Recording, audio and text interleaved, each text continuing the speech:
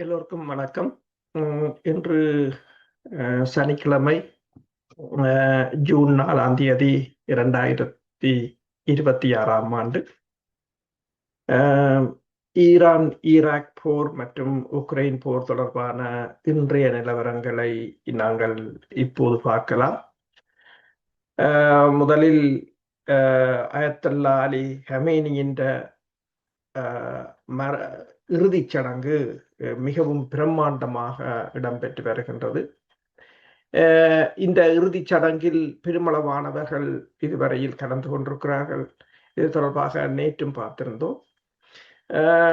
தற்போதைய தகவல்களின் அடிப்படையில் கிட்டத்தட்ட, அதாவது இந்த அயத்துல்லா ஹமைனியின் தந்தை, அதாவது அயத்துல்லா ருஹுல்லா ஹமேனி 1989ஆம் ஆண்டு அவரின் மரண ஊர்வலத்தின் போது கிட்டத்தட்ட 10 மில்லியன் மக்கள் அன்று பங்கெடுத்ததாகவும், அது கின்னஸ் புத்தகத்தில் உலகிலேயே மிக அதிக அளவான மக்கள் பங்கெடுத்த மரண ஊர்வலமாக பதிவாகி இருக்கின்றது. இப்போது தற்போதைய இந்த மரண ஊர்வலம் கிட்டத்தட்ட நேற்று நாங்கள் கூறியிருந்தோம் 35 மில்லியன் மக்கள் பங்கு பெற்றலாம் என்று. இப்போது பிரித்தானியாவின் கார்டியன் பத்திரிகை தெரிவித்திருக்கின்றது, ஏறத்தாழ 30 மில்லியன் மக்கள் பங்கு பெற்றலாம் இந்த 6 நாள் இடம்பெறுகின்ற இந்த மரண நிகழ்வில். கிட்டத்தட்ட 30 மில்லியன் மக்கள் பங்கு பெற்றலாம் என்று கார்டியன் தெரிவித்திருக்கின்றது. அதே சமயம் அயத்துல்லா அலி ஹமேனியின் மகன் மொய்தபா ஹமேனி இந்த மரண சடங்கில் பங்கு பெற்றுவாரா இல்லையா என்ற கேள்விகள் தான் இப்போது முக்கியமாக எல்லா ஊடகங்களும் விவாதித்துக் கொண்டிருக்கின்றன. நியூயார்க் டைம்ஸ் என்ன போட்டிருக்கிறது என்று சொன்னால், அவர், அதாவது 5வது நாள் அவர் பங்கு பெற்றலாம் என்றும், ஆனால் அதை பங்கு பெற்றுவதற்கு அவருக்கு மிக ஆர்வமாக இருப்பதாகவும், ஆனால் அவரை பங்கு பெற்ற விடாமல் உயர் படை தளபதிகள் ஆலோசனை வழங்கியிருப்பதாகவும், என்னென்று சொன்னால் இஸ்ரேல் தாக்குதலை நடத்தலாம், அல்லது அமெரிக்கா தாக்குதலை நடத்தலாம், அல்லது வேறு சதி நடவடிக்கைகளை மேற்கொள்ளலாம் என்பதற்காக அவரை அதில் பங்கு பெற்ற வேண்டாம் என்று அவர்கள் தடுத்து வருவதாக கூறியிருக்கின்றது.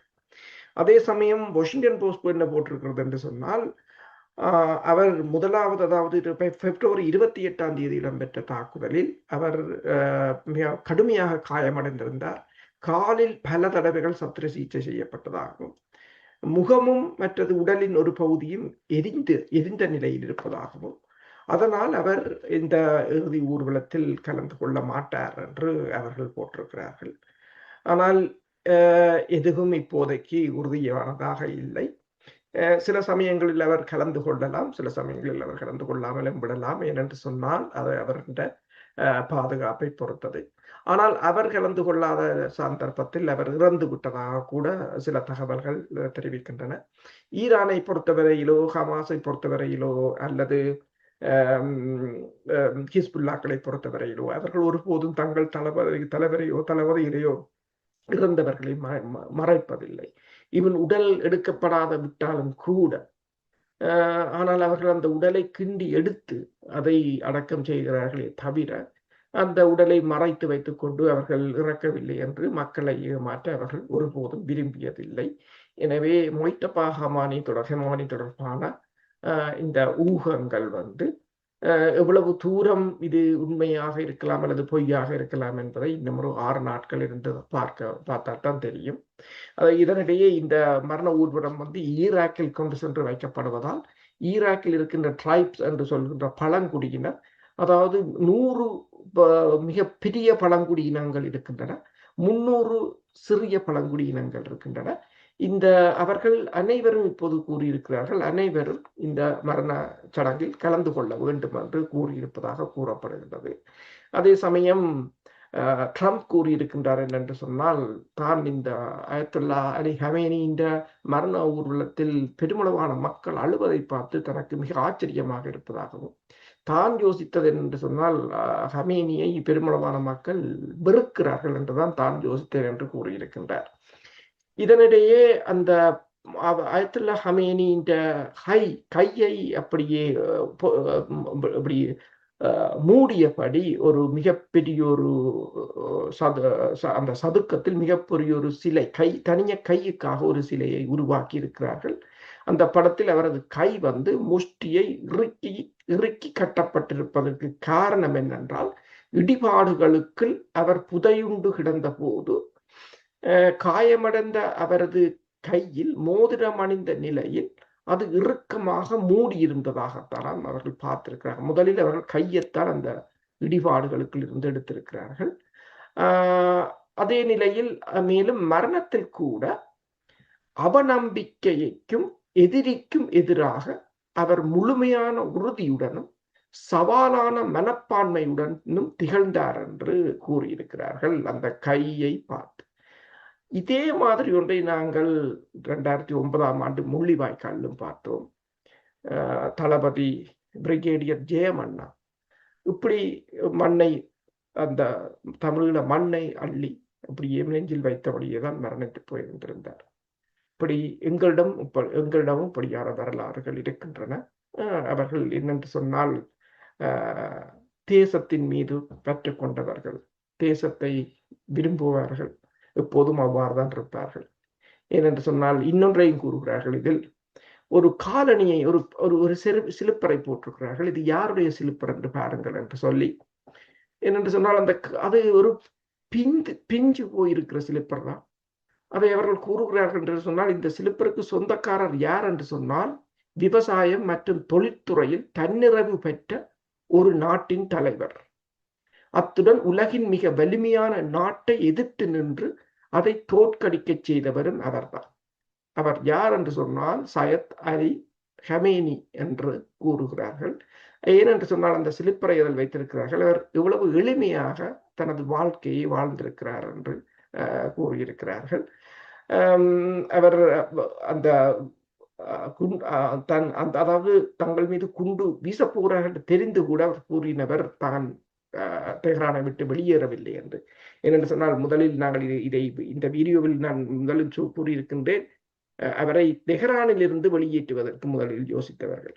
அப்போது அவர் கூறியது ஒன்றுதான், தெஹ்ரானில் இருக்கின்ற 10 மில்லியன் மக்களையும் நீங்கள் எங்கு கொண்டு போவீர்கள், என்னை கொண்டு போய்விட்டு மக்கள் இருக்கும் வரையில் நான் மக்களுடனே இருந்து விடுகிறேன் என்று தான் அவர் இருந்து அதில் மரணத்தையும் தழுவி விட்டார். இதே சமயம் கியூபாவின் உயர்கல்வி அமைச்சர் வந்து இந்த மரண சடங்கில் கலந்து கொண்டிருக்கின்றார். அவர் அங்கு கூறியது என்னவென்று சொன்னால், உண்மையான சுதந்திரத்துக்காக போராடும் உலகெங்கிலும் உள்ள நாடுகளுக்கு அயத்துல்லா சையத் அலி ஹமேனி சந்தேகத்துக்கு இடமின்றி ஒரு உத்வேகம் அளிக்கும் ஆளுமையாகவும் ஆராய்ந்து பின்பற்றத்தக்க முன்மாதிரியாகவும் ஆழ்ந்த மரியாதைக்குரிய தலைவராகவும் திகழ்கிறார் என்று அவர் கூறியிருக்கின்றார். இது ஈரான் தொடர்பான தற்போதைய அதாவது மரண நிகழ்வு தொடர்பான தகவல்கள். அதே சமயம் ஈரான் நிலைமையை பொறுத்தவரையில் ஈரானும் ரஷ்யாவும் அசர்பைசானும் வந்து ஒரு கூட்டு உடன்படிக்கையில் இன்று கைச்சாத்திட்டு இருக்கின்றன. தொடர்ந்து நிலையங்கள், வர்த்தகங்கள், பாதுகாப்பு தொடர்பான MOU என்று அது கூறப்படுகின்றது. அதே சமயம் ரஷ்யா வந்து ஈரானுக்கு வழங்கவிருந்த 200 20 Su-35 ரக அதாவது இடைமறிப்பு தாக்குதல் விமானங்கள், இன்டர்செப்டர்ஸ் என்று கூறுவது, அதை இப்போது அதை உற்பத்தி செய்து முடித்து விட்டதாகவும் அதை வழங்குவதற்கு தயாராக இருப்பதாகவும் மேலதிகமான 10 Su-35 ரக விமானங்கள் இந்த ஆண்டு முடிவுக்குள் ஈரானை வந்தடையும் என்றும் கூறியிருக்கின்றார்கள். அதே சமயம் இஸ்ரேல் அதிபர் பெஞ்சமின் நெத்தனியாகு ட்ரம்புக்கு, அமெரிக்க அதிபருக்கு இன்று தொலைபேசி எடுத்ததாகவும் அதில் அவர் ட்ரம்பை வந்து தான் சந்திக்க விரும்புவதாக கேட்டதாகவும், எனவே அடுத்த வார முற்பகுதியில் அதற்கான ஒரு நேரத்தை தான் வழங்கியதாகவும் அமெரிக்க அதிபர் கூறியிருக்கின்றார். இதனிடையே அயத்துல்லா அலி ஹமேனியின் மரண நிகழ்வு இடம்பெறுகின்ற இதே நேரத்தில் தான் அமெரிக்காவின் சுதந்திர தினம் கொண்டாடப்படுகின்றது. 250வது, அதாவது ஜூலை 4 என்று கூறுவது. அப்ப ஜூலை 4 வந்து இந்த அமெரிக்காவின் சுதந்திர தினம். இந்த சுதந்திர தினம் தொடர்பாக ரஷ்யாவின் அதிபர் விளாடிமிர் புட்டினும் அமெரிக்க அதிபருக்கு தனது வாழ்த்தை தெரிவித்திருக்கின்றார். இந்தியாவின் பிரதமர் நரேந்திர மோடி உட்பட பெருமளவான நாட்டு தலைவர்கள். அதே சமயம் நியூயோர்க் எல்லாம் அமெரிக்காவில் பெரிய விழா கோலங்களாக இருக்கின்றது. அமெரிக்காவின் நியூயோர்க் பகுதியில் B-1B, B-2A, B-52, F-35 ரக நவீன போர் விமானங்கள், இந்த பறப்புகளை எல்லாம் அங்கு காணக்கூடியதாக இருக்கின்றது. மக்களுக்கு ஒரு உத்வேகம் அளிக்கும் முயற்சியாக வான்படை விமானங்களை அவர்கள் அங்கு பயன்படுத்தி இருக்கிறார்கள். இதனிடையே இந்த சுதந்திர தினம் தொடர்பாக அமெரிக்காவின் பிரதி அரச தலைவர் ஜேடி வேன்ஸ் இன்று இந்த தனது சுதந்திர தினம் தொடர்பாக ஆற்றிய உரை வந்து எல்லோருடைய பார்வையையும் கவர்ந்திருப்பதாகவும், அவருடைய உரை வந்து ஒரு நடுநிலையான பார்வையில் மிகவும் சிறப்பாக அமைந்துள்ளது என்றும் கூறியிருக்கிறார்கள். அதில் என்ன கூறப்பட்டிருக்கிறது என்று சொன்னால், அவர் கூறிய உரை இதுதான். அதாவது, இன்று நமது நாட்டின் சிறப்புகளை பற்றி பேசாமல் நாட்டின் குறைகளை பற்றியே தீவிரமாக பேசும் சில சிறிய ஆனால் உரத்த குரல்களை நீங்கள் கேட்பீர்கள், அதாவது கேட்டுக்கொண்டிருக்கிறீர்கள். அவர்கள் அதிகாரமற்றவர்கள் மற்றும் விளிம்பு நிலை மக்கள் பற்றி பேசுவார்கள். பலவீனமானவர்கள் வலிமையானவர்களை எதிர்த்து போராடும் மற்றொரு சாதாரண நாடுதான் அமெரிக்கா என்று அவர்கள் உங்களிடம் கூறுவார்கள். ஒருவேளை நமது வரலாற்றில் பெருமைப்படக்கூடிய ஏதேனும் ஒன்று உண்டு என்று அவர்கள் ஒப்புக்கொண்டால் அது ஜீரோ சம் கேம் என்று சொல்லுகிறார். அதாவது, ஒருவரின் வெற்றி மற்றவரின் தோல்வியாக அமையும் சூழல். இது போன்ற போட்டிகளில் சில சமயங்களில் அதிகாரமற்றவர்கள் வெற்றி பெறுவதுதான் அந்த பெருமைக்குரிய விடயம் என்று அவர்கள் சொல்வார்கள். அவர்கள் சொல்வது தவறு. அமெரிக்காவின் தவறுகளை பற்றி அவர்கள் ஒரு கண்டன பிரசங்கத்தை போல கோபத்துடனும் தீவிரத்துடனும் பேசுவார்கள்.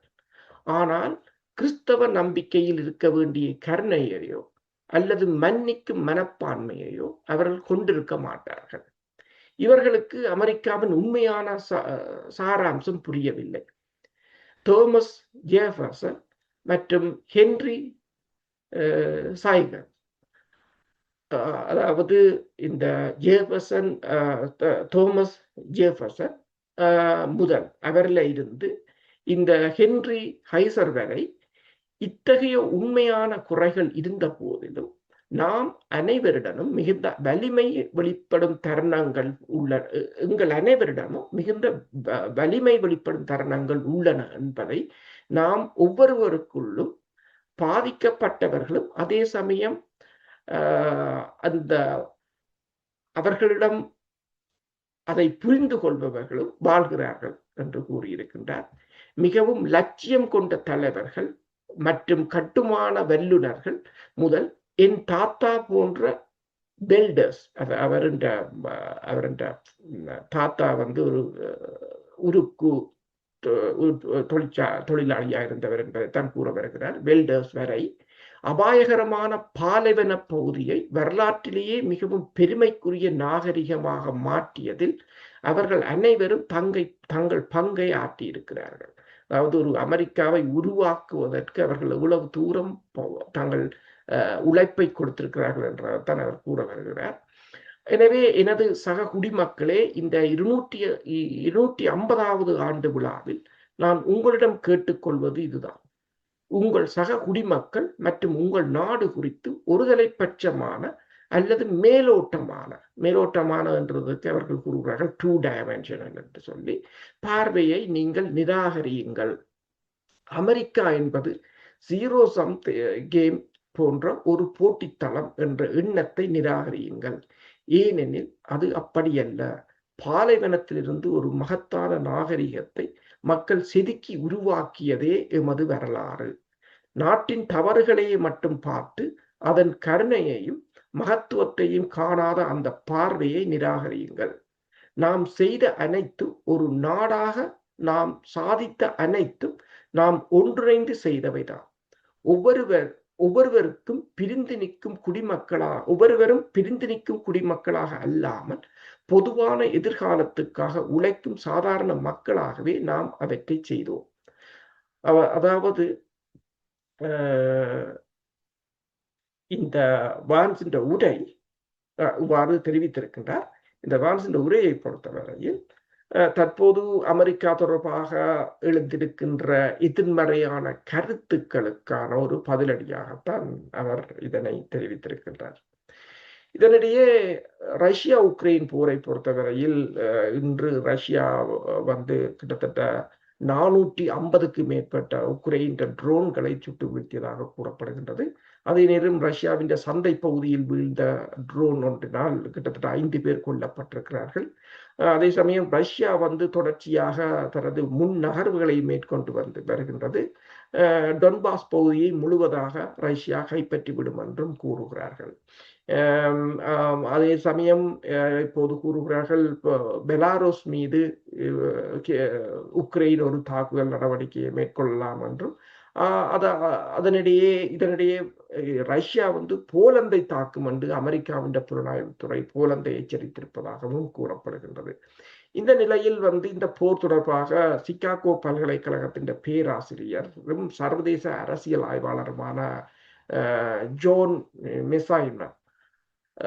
மெசைமர் என்ன கூறியிருக்கிறார் என்றதை நாங்கள் இங்கு பார்க்கலாம். அதாவது அவர் ஒன்றை கூறுகிறார் என்னென்று சொன்னால், நான் அடிக்கடி ஒரு தர்க்கத்துக்கு முரணான வாதங்களை எதிர்கொள்கிறேன் என்று கூறியிருக்கின்றார். அதாவது ஒரு நிஜத்துக்கு புறம்பானதை பலர் கதைப்பதை தான் பார்த்திருக்கிறேன் என்றும், உதாரணமாக உக்ரைன் வெற்றி பெற்று வருவதாகவும் ரஷ்யா பெரும் இழப்புகளை சந்திப்பதாகவும் உக்ரைனியர்கள் தங்கள் பகுதிகளை மீட்டெடுத்து வருவதாகவும் அனைவரும் தெரிவிக்கின்றனர். ஆனால் உயிரிழந்தவர்களின் உடல்களை பரிமாறிக்கொள்வது தொடர்பான புள்ளி விவரங்களை பார்த்தால் அதன் விகிதம் 1க்கும் 20க்கும் அல்லது 1க்கும் 40க்கும் என்ற அளவில் இருக்கின்றது. அது என்னென்று சொன்னால், ஒரு ரஷ்ய படையினரின் உடலை இவர்கள் கொடுக்கும் போது ரஷ்யா 20 அல்லது 40 உக்ரைன் படையினரின் உடலை கொடுக்கின்றது. அதாவது இந்த விகிதம் 1க்கு 20 1க்கு 40 உள்ளது. அதாவது ஒப்பீட்டளவில் குறைவான எண்ணிக்கையான ரஷ்யர்களின் உடல்களுடன் ஒப்பிடுகையில் மிக மிக அதிக எண்ணிக்கையான உக்ரைனர்களின் உடல்கள், உக்ரைன் படையினரின் உடல்கள் கொடுக்கப்படுகின்றன. இதில் என்ன தர்க்கம் இருக்கின்றது என்று கேட்டிருக்கின்றார். ரஷ்யா பெரும் இழப்புகளை சந்திக்கிறது என்றால் இந்த விகிதம் நேர்மாறாக இருக்க வேண்டும். அதாவது ஒரு உக்ரைன் படையினரின் சடலத்தை கொடுக்கும் போது உக்ரைனர்கள் 20 ரஷ்ய படையினரின் சடலங்களை அல்லது 40 சடலங்களை கொடுக்க வேண்டும். ஆனால் நிலைமை அவ்வாறாக இல்லை. இதற்கு அவர்கள் இப்படி பதிலளிக்கிறார்கள். அவர்கள் சொல்கிறார்கள் என்னென்று சொன்னால், இந்த கேள்விக்கு, அதாவது ஏன் இந்த சடலத்தின் விகிதம் மாறுபடுகிறது என்று சொன்னால், அவர்கள் கூறுகிறார்கள், ரஷ்யர்கள் தொடர்ந்து தாக்குதலை நடத்துவதால் தங்கள் தரப்பு வீரர்களின் உடல்களை மீட்டுச் செல்வதாலும் அப்படி இருக்கலாம் என்று. ரஷ்யா தொடர்ச்சியாக தாக்குதலை நடத்துகிறது. ரஷ்யா படையினர் தங்கள் படையினரின் உடல்களை எடுத்துச் செல்கிறார்கள். எனவே உக்ரைனால் கைப்பற்ற முடியாது என்று கூறுகிறார்கள். ஆனால் உக்ரைனர்கள் பகுதிகளை மீட்டிருக்கிறார்கள் என்று நாம் ஒரு நேரத்தில் கேள்விப்படும் போது ரஷ்யர்களால் எப்படி தொடர்ந்து தாக்குதல் நடத்த முடியும்? இப்ப உக்ரைன் கூறுகிறது, தாங்கள்தான் தாக்குதல் நடத்துகிறோம், இடங்களை பிடிக்கிறோம் என்று சொன்னால் ரஷ்யர்கள் எப்படி தொடர்ச்சியாக தாக்குதலை நடத்த முடியும் என்ற கேள்வியும் இருக்கின்றது. அதற்கான பதில் இல்லை. இழப்புகளை பற்றி பேசும்போது இப்போது நியூயார்க் டைம்ஸ் என்ன போட்டுக்கொண்டிருந்தால், சமீபத்திய இழப்பு விகிதங்கள் குறித்து ஒரு கட்டுரையை அது வரைந்திருக்கின்றது. அதில் இழப்புகள் என்பது போர்க்களத்தில் கொல்லப்பட்டவர்கள் மற்றும் காயமடைந்தவர்களை குறிக்கின்றது அந்த கட்டுரை. வாஷிங்டனை சேர்ந்த சிந்தனை குழுவான CSIS என்று சொல்கிறது, centre for strategic and international studies என்று சொல்றது. அதன் தரவுகளின் அடிப்படையில் இரு தரப்பிலும் உயிரிழந்தவர்களின் எண்ணிக்கை மதிப்பீட்டை பொறுத்தவரையில் 4,50,000 ரஷ்ய படையினரும் 1,25,000 தொடக்கம் 1,50,000 வரையிலான உக்ரைன் படையினரும் கொல்லப்பட்டதாக அந்த நியூயார்க் டைம்ஸ் அந்த கட்டுரையில் தெரிவித்திருக்கின்றது. சரி, இப்ப உக்ரைனியர்கள் 1,50,000 பேர் என்றும் ரஷ்யர்கள் 4,50,000 பேர் என்றும் வைத்துக் கொண்டார் இறந்தவர்கள். இது 1:3 என்ற விகிதமாக இருக்கின்றது. அதாவது கொல்லப்படும் ஒவ்வொரு உக்ரைன் வீரர்களுக்கும் 3 ரஷ்யர்கள் கொல்லப்படுகிறார்கள் என்றே அதன் அர்த்தமாக இருக்கும். ஆனால் இதை நம்ப முடியவில்லை. இது உண்மையாக இருக்க முடியாது. இந்த எண்களை அவர்கள் எப்படி எடுக்கிறார்கள் அல்லது எப்படி அதை தீர்மானிக்கிறார்கள் என்பது யாருக்குமே புரியவில்லை. போர்க்களத்தில் ஏற்படும் முக்கிய இழப்புகள் பீரங்கி தாக்குதல்களால் தான் ஏற்படுவதுண்டு. ஒரு படைத்துறை ரீதியாக ஆய்வு செய்து பார்த்தால் போர்க்களத்தில் ஏற்படுகின்ற பெருமளவான இழப்புகள் ஆர்ட்லரி பீரங்கிகள் தாக்குதல் அல்லது மோட்டார் தாக்குதலால் தான் இடம்பெறுவது உண்டு. ஆனால் போரின் பெரும்பகுதி காலத்தில் நாங்கள் பார்த்தால் ரஷ்யர்களின் பீரங்கி தாக்குதல் திறன் தான் அதிகமாக இருக்கின்றது. பல்வேறு மதிப்பீட்டுகளின்படி 5க்கு 1 அல்லது 7க்கு 1 அல்லது 10க்கு 1 என்ற வீதத்தில் இருக்கின்றது. அதாவது ரஷ்யா 10 பீரங்கிகளை பயன்படுத்தினால் உக்ரைன் ஒரு பீரங்கியைத்தான் பயன்படுத்துகிறது அல்லது 7க்கு 1 என்ற வீதத்தில் இருக்கின்றது. அண்மையில் ரஷ்யா வடகொரியாவில் இருந்து கூட 1 மில்லியன் 153 மில்லிமீட்டர் ரக பீரங்கி குண்டுகளை ஆர்ட்லரி குண்டுகளை தெரிவித்திருந்தது குறிப்பிடத்தக்கது. மேலும் வானிலிருந்து வீசப்படும் ஸ்மார்ட் குண்டுகள் என்று சொல்கின்றது மற்றும் வழிகாட்டல் பீரங்கி குண்டுகள் கிளைட் ஆர்ட்லரி ஷெல் என்று கூறுவது பற்றி என்ன சொல்லுவது என்றும் இப்போது ஒரு கேள்வி இருக்கின்றது. ரஷ்யர்களிடம் எண்ணற்ற அளவில் இத்தகைய குண்டுகள் உள்ளன. அவற்றை அவர்கள் தொடர்ந்து உக்ரைன் மீது பொழிகிறார்கள். அதைத்தான் நான் இப்போது கூறுகின்றேன். அதாவது வடகொரியாவில் இருந்து கூட அவர்கள் தங்களுக்கான தேவையான குண்டுகளை வரவழைத்திருந்தார்கள். ஆனால் உக்ரைனர்களிடமோ இத்தகைய குண்டுகள் கிட்டத்தட்ட ஒரு முடிவு நிலைக்கு வந்துவிட்டது என்றுதான் கூறலாம். என்று சொன்னால் ஒன்று அவர்களின் விநியோக வழிகள் பெருமளவில் நன்றாக இல்லை. இரண்டாவது அவர்களின் ஆயுத களஞ்சியங்கள் மற்றது விநியோகம் துருக்கி கூடாக கப்பலில் சரக்கு கப்பலில் களவாக கொண்டு போவது, போலந்து கூடாக ட்ரெயினில் கொண்டு போறது எல்லாவற்றையும் ரஷ்யா தாக்கி அழித்துக் கொண்டிருக்கின்றது. எனவேதான் அவர்களிடம் இந்த பீரங்கி குண்டுகள் அவர்களிடம் இல்லை என்றுதான் கூறுகிறார்கள். ரஷ்யர்கள் தொடர்ந்து தாக்குதலை நடத்துகிறார்கள் மற்றும் தங்கள் தரப்பு உயிரிழந்தவர்களின் உடல்களை மீட்கிறார்கள் என்று கூறுபவர்களின் வாதத்தில் மறுக்கப்பட வேண்டிய விடயங்களும் உள்ளன. முதலாவதாக உக்ரைனியர்களும் பெருமளவில் தாக்குதல்களை நடத்தியுள்ளனர். உதாரணமாக நீங்க பாத்தீங்கன்னா கேர்க்ஸ் படை நடவடிக்கை, கேர்க்ஸ் பகுதியில் இடம்பெற்ற படை நடவடிக்கையை பார்க்கலாம். 2023 ஆண்டில் அவர்கள் மேற்கொண்ட புகழ்பெற்ற கோடைக்கால எதிர்த்தாக்குதல் நடவடிக்கை என்று அதனை கூறுகிறார்கள். அது ஒரு மின்னல் வேக தாக்குதலாக இருந்தது.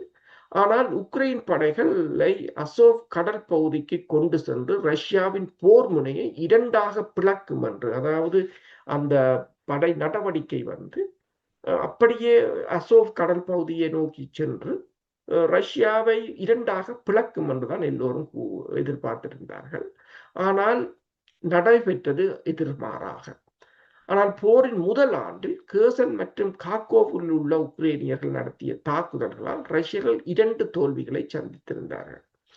ஆனால் உக்ரைன் இராணுவம் தற்போது மேற்கொண்டு வரும் எதிர்த்தாக்குதல் நடவடிக்கையை பற்றி சொல்ல வேண்டியதில்லை. அதாவது இந்த போரில் உக்ரைன் பல முறை தாக்குதல்களை நடத்தியுள்ளது. எனவே அது எப்போதும் தற்காப்பு நிலையில் மட்டுமே இருக்கின்றது. அதாவது தாக்குதல் நிலையில் அவர்கள் இல்லை, தற்காப்பு நிலையில் தான் இருக்கிறார்கள். அதாவது பொதுவாக தற்காப்பு நிலையில் இருக்கும் போது இராணுவம் குறைவான இழப்புகளையே சந்திக்கும். எனவே நியூயார்க் டைம்ஸ் வெளியிட்ட புள்ளி விவரங்கள் அப்படி இருப்பதில் ஆச்சரியமில்லை என்று சிலர் வாதிடுகிறார்கள். ஆனால் இத்தகைய வாதங்களை கொண்டு அந்த புள்ளி விவரங்களை நியாயப்படுத்த முடியாது. அவை அர்த்தமற்றவை. உண்மையான புள்ளி விவரங்கள் தெரிய வரும் போது உக்ரைனிய தரப்பில் 10 லட்சம், அதாவது 1 மில்லியன் இழப்புகள் இருக்கும் என்று நான் கருதுகிறேன். அதுவும் உயிரிழந்தவர்களின் எண்ணிக்கை மட்டும் 1,50,000 என்று கூறுவது மிகவும் குறைவானது என்று நான் நினைக்கிறேன் என்று மெர்சாய்மர் கூறியிருக்கின்றார். இருப்பினும் இவை அனைத்தும் உண்மைகள் என்று முன்வைக்கப்படுகின்றன. அதாவது ஒரு பொய்யை பல தடவைகள் கூறினால் அது உண்மையாகிவிடும் என்று கூறுவார்கள். அதே போலதான் இந்த உண்மைகளின் அடிப்படையில் ரஷ்யாவுக்கும் உக்ரைனுக்கும் இடையில் இப்போது என்ன நடக்கிறது என்பதை மதிப்பிடவும் நமது அடுத்த கட்ட நடவடிக்கைகள் என்னவாக இருக்க வேண்டும் என்று கணிக்கவும் மக்கள் முயற்சிக்கிறார்கள். இந்த புள்ளி விவரங்களை நம்புவது சாத்தியமற்றது. அவை அபத்தமானவை. ஆனால் அவற்றை நம்புபவர்களும் இருக்கிறார்கள். அவர்கள் இந்த புள்ளி விவரங்களை அடிப்படையாக கொண்டு ரஷ்யாவுக்கு எதிரான மோதலின் தீவிரத்தை அதிகரிக்கவும், உக்ரைனுக்கான ஆதரவை அதிகரிக்கவும், ரஷ்யாவை முறியடிக்க ஒரு வல்லரசாக அதன் இருப்பை முடிவுக்கு கொண்டு வரவும் அவர்கள் இப்போது தங்கள் கருத்துக்களை முன்வைத்து வருகிறார்கள். அத்தகையவர்கள் பலர் இப்போதும் இருக்கிறார்கள். நான் என்னை கேட்டுக்கொள்கிறேன், அவர்களுக்கு என்னதான் பிரச்சனை? அவர்கள் சும்மா புனை கதைகளை அளக்கிறார்கள், காற்றில் இருந்து புள்ளி விவரங்களை உருவாக்குகிறார்கள். நான் நியூயார்க் டைம்ஸ் பற்றி பேசுகிறேன், இல்லை, அது அப்படி இல்லை என்றுதான் என்னால் கூற முடியும் என்று நசைமர் கூறியிருக்கின்றார். மாறாக அவர்கள் இந்த புள்ளி விவரங்களை நம்புகிறார்கள். ஒரு விதமான கண்ணோட்டம் அவர்களின் பார்வையை மறைத்து விடுகின்றது. அதை அவர்கள் உணர்வதில்லை. ஆனால் துரதிருஷ்டவசமாக இறுதியில் நம்மிடம் இருப்பவர்கள் தங்கள் நம்புவதை உண்மை என்று தங்களை தாங்களே சமாதானப்படுத்திக் கொள்வதை இந்த மேல் வர்க்கத்தினர் தான் என்று அவர் தெரிவித்திருக்கின்றார். இது ஒரு தவறான பிம்பம் அல்லது கதைக்களம். ஆனால் அதையே வழிகாட்டியாக கொண்டு அவர்கள் தொடர்ந்து முன்னேறுகிறார்கள் என்று கூறியிருக்கின்றார். என்ன கூற வருகிறார் என்றால் சொன்னால், அதாவது ஒரு தவறான தகவல்கள், தவறான புள்ளி விவரங்களை வைத்துக்கொண்டு அவர்கள் அதை வழிகாட்டியாக கொண்டு முன்னேறுகிறார்கள். எப்போதும் தகவல்களோ அல்லது புள்ளி விவரங்களோ அல்லது இவன் வரலாறு கூட தவறாக இருந்தால், தவறான வரலாறோ தவறான தகவல்களோ தவறான புள்ளி விவரங்களோ ஒரு நாளும் வழிகாட்டியாக செயற்படாது என்பதைத்தான் அவர் கூறியிருக்கின்றார். அதாவது இந்த ஈரான் அமெரிக்க போர் சற்று ஓய்வு நிலையில் இருக்கின்ற நேரத்தில் ரஷ்யா மீதான தாக்குதல்கள் மிக தீவிரமாக இடம்பெற்று வருகின்ற நிலையில்தான் இந்த ஒரு நேர்காணலை மெசைமர் வழங்கியிருக்கின்றார். இன்றைய நாங்கள் செய்தி ஆய்வுகளை இத்துடன் முடித்துக்கொண்டு நாளை மீண்டும் அடுத்த செய்தி தொகுப்பில் சந்திப்போம், செய்தி ஆய்வில் சந்திப்போம். அதுவரை நன்றி, வணக்கம். உங்களுக்கு இது பிடித்திருந்தால் உங்கள் இந்த சேனலை நீங்கள் சப்ஸ்கிரைப் செய்யுங்கள். உங்கள் நண்பர்களுக்கோ அல்லது உறவினர்களுக்கோ இதை அனுப்புங்கள், அவர்களையும் சப்ஸ்கிரைப் பண்ண சொல்லுங்கள். அது எங்களுக்கு இந்த தகவல்களை நாங்கள் தனியாக உலக நகர்வுகள் மட்டும் செய்வது இல்லை. இலங்கை தொடர்பாகவும், இலங்கை என்று சொன்னால் நமது தாயகத்தில் இடம்பெறுகின்ற பிரச்சனைகள் தொடர்பாகவும், அரசியலோ படைத்துறை ரீதியாகவோ அல்லது பொருளாதார ரீதியாகவோ மக்களின் பிரச்சனை ரீதியாகவோ பலவற்றை வெளிக்கொண்டு வந்திருக்கின்றோம். அது பெருமளவான மக்களை போய் சேருவதுதான் எங்களுக்கு முக்கியமானது. அதற்கு உங்கள் உதவிகள் தேவை. நன்றி, வணக்கம்.